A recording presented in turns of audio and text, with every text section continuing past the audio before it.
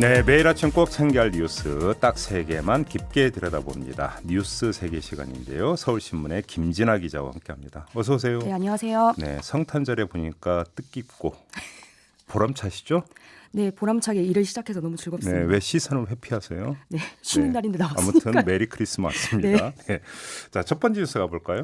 네, 자유한국당 김재원 정책위의장이 어제 기자회견을 열었는데요. 네. 현재 본회의에 상정된 선거법 개정안이 통과되면 비례대표 전담 정당, 즉 비례한국당을 결성할 것이라고 밝혔습니다. 공식화했어요. 네, 공식화했습니다. 예. 그래서 비례한국당이 이미 등록된 정당이라서 이걸 사용하는 측하고 상의를 함께 할 수 있으면 당명을 그대로 사용하고 그렇지 않으면 다른 이름의 비례대표 전담 정당을 만들겠다고 했습니다. 이 당사자 언론 인터뷰 제가 들었는데 네. 절대 그 합의하는 일 없을 거다. 이렇게 딱 끊어버리던데요. 예. 그러면 뭐 다른 비례한국당을 나올 수도 있고요. 네. 네, 그렇습니다. 자, 만드는 이유는 역시 의석수 때문이라고 봐야 되는 거죠. 네, 지금 자유한국당이 필리버스터 중인데요. 아시다시피 필리버스터가 법안 처리를 지연시킬 수는 있는데 네. 이거를 아예 막을 수는 없습니다. 그래서 26일 0시를 기점으로 필리버스터가 자동 종료되고요. 네. 민주당이 내일 임시국회 본회의를 열어서 선거법 개정안을 통과시키면 자유한국당도 이제 연동률 비례제를 피할 수가 없습니다. 예. 예, 그렇기 때문에 현실적으로 판단해서 실익을 챙기겠다는 의미고요. 네. 연동률 비례제를 좀 간단하게 말씀드리면 좀 복잡한데요. 이게 간단하게 말씀을 드리면 정당 득표율에 비해서 지역구 의석을 많이 확보하는 정당이 불리합니다. 그렇죠. 그래서 거대 정당이 민주당이라든지 한국당이 좀 불리하고요. 그래서 비례대표 의석을 따로 만들어서 지역구는 자유한국당을 뽑게 하고 네. 정당 투표는 비례한국당을 몰아주게 해서 의석을 다 차지하겠다. 이런 예. 의도입니다. 근데 문제는 네. 먹힐까? 성공할까? 그렇죠. 이거 아니겠습니까? 관심사는. 그게 좀 봐야 될 것 같은데요. 네. 일단 유권자들이 자유한국당 의도대로 지역구 투표는 자유한국당, 네. 정당 투표는 비례한국당 정확하게 구분해서 표를 줄 것이냐. 이게 보장이 없습니다. 네. 혹은 또 꼼수를 부린다고 해서 역풍을 맞을 수도 있고요. 네.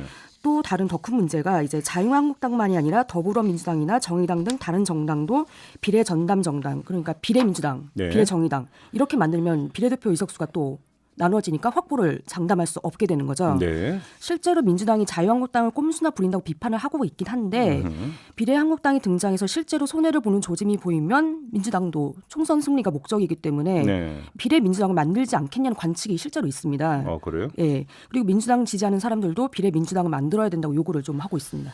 만들지 않겠냐라는 관측 말고 네. 만들려는 움직임은 있습니까? 없습니까? 만들려는 움직임은 제가 약간 취재를 부실하게 했는지 못 느꼈고요. 이제 네. 공식적인 반응은 만들지 않는다. 이건데 어제 저희가 윤호중 사무총장하고 인터뷰를 했는데 뭐 국민들이 심판할 것이다 이렇게 말씀을 한 거를 들었는데요. 그런 생각은 없는 것 같던데요. 근데 당 관계자들 들어보면은 결국엔 만든다. 그리고 만드는 과정도 쉽다. 돈도 많이 들지 않는다. 이렇게 말씀하신 분도 있었습니다.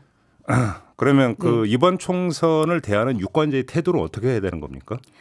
진짜 정말 잘 판단하고 네. 찍어주셔야 됩니다. 자기 수련을 한 다음에 투표에 참여해야 되는 네. 거죠.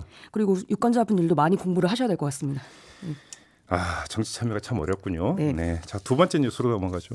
예, 문재인 정부 들어서 조기 폐쇄가 결정돼서 논란을 빚었던 경북 경주시 월성 원자력 발전소 1호기가 네. 영구 정지가 확정됐습니다. 네. 예, 원전 영구 정지 결정은 부산 기장군의 고리 1호기에서 두 번째고요. 7천억 원을 투자해서 2022년까지 수명 연장이 결정됐는데도 불구하고 예. 정부의 탈원전 정책으로 영구 정지됐다는 야당의 반발이 좀 거셀 것으로 보입니다. 원래 이게 10년 연장 결정이 나왔었던 거 아닌가요? 예, 그렇긴 했었고요. 네. 이게 좀 역사를 살펴보면 네. 2015년 원안위로부터 2022년까지 연장 운영을 승인받고 운전을 재개했습니다. 네. 그러다 지난해 6월 수력 원자력이 예. 경제성이 떨어진다 이유로 조기 폐쇄를 결정했고요. 예. 그러다가 회의가 계속 미뤄졌다가 10월인가 11월 계속 미뤄졌다가 12월 어제 네. 23일 날 예. 이제 투표를 해가지고 과반수가 넘어서 확정이 된 겁니다. 그러니까 아마 소송도 진행되고 있는 상황에서 네. 갑자기 이런 결정이 나온 배경도 이런저런 얘기가 나오는데 제가 오늘 아침 신문을 보니까 조중동 같은 경우는 일제히 어떤 집중 포화를 이제 그 시작을 그렇죠. 했던데. 이제 탈원전의 핵심이 바로 이것이었기 때문입니다. 그렇죠. 예. 탈원전 정책을 둘러싼 논란이니까 그동안 참 많이 있었는데 더 거세질 것 같다. 이건 뭐 거의 네. 이제 앞으로 이것이 어떤 영향을 미칠 것인가를 좀 함께 봐야 될 것 같아요. 예, 감사원 결과가 나오면 또 검찰 수가 예정돼 있을 수도 있기 때문에 그렇죠. 좀 논란이 잠겨될 것 이게 같습니다. 아마 그러니까 정치권의 논란 사항으로 가면서 선거 의제로까지 연결될 가능성도 배제할 수가 없을 것 네. 같아요. 알겠습니다. 자, 마지막 뉴스로 가보죠. 예, 좀 이런 소식을 전해드려서 좀 안타깝긴 한데요. 네. 크리스마스를 앞두고 생활고에 시달리던 대구 일가족이 자살했다는 소식을 전해드립니다. 네, 극단적 선택을 했다. 네. 예. 경찰 등에 따르면 지난 23일 대구 네. 북구의 한 빌라에서 40대 부부하고 중학생 아들, 초등학생 딸 일가족 4명이 숨진 채 발견됐습니다. 네.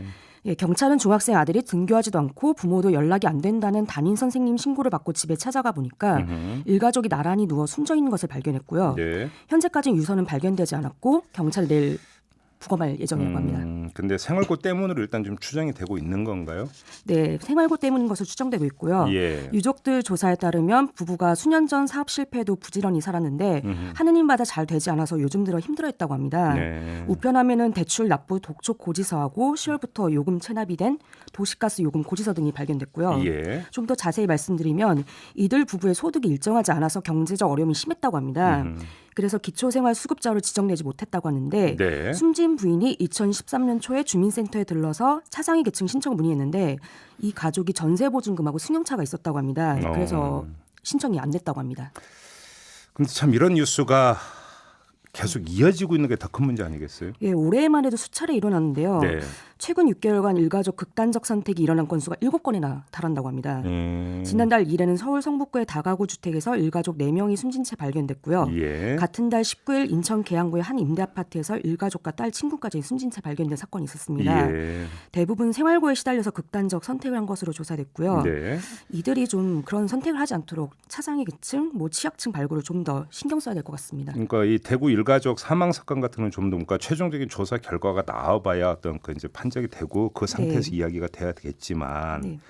지금 추정이 되고 있는 게 사실이라고 한다면 우리가 좀 그 이전부터 지적됐던 문제가 하나가 있어요. 뭐냐면 사각지대가 있다. 그렇죠. 그러니까 그 기초생활 수급자 같은 경우는 그러니까 그래도 지원이 있는데 그 범위를 갓 벗어난 그렇죠. 차상위 네. 계층이라든지 이들이 그러니까 다만 몇만 원 차이로 그러니까 재산 규모나 이런 것 때문에 지원이나 이런 것들을 받지 못하는데 사실상 방치되어 버리는 이런 빈 구멍을 어떻게든 메워야 되는 거 아니냐는 지적이 계속 있어왔던 거잖아요.